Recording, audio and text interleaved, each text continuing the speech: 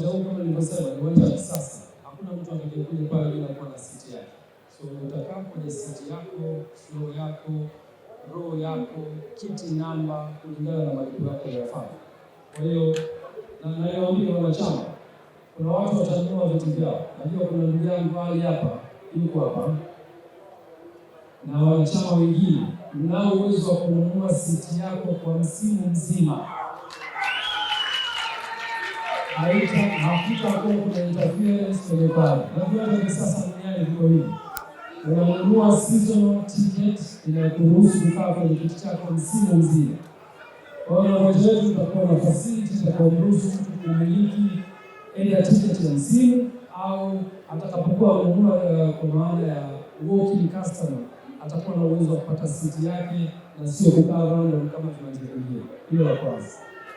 Lakini la pili, tutatoa pia fursa kwa taasisi mbalimbali. Katika hizo boxes ambazo tumeziona kwenye mitandao, kampuni inaweza kulipia box mwaka mzima, season nzima, au familia ikanunua season nzima.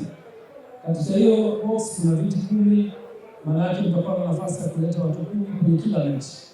Na inawezekana kama ni taasisi ya kibenki, inawezekana kama mwananchi kanunua box moja na mkalipia mwaka mzima.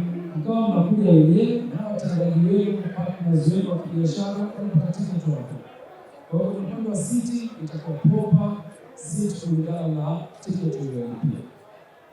Swali lako la pili lilikuwa ni kuhusu other facilities. Ardhi ambayo tunayo inaweza kubeba kiwanja kimoja.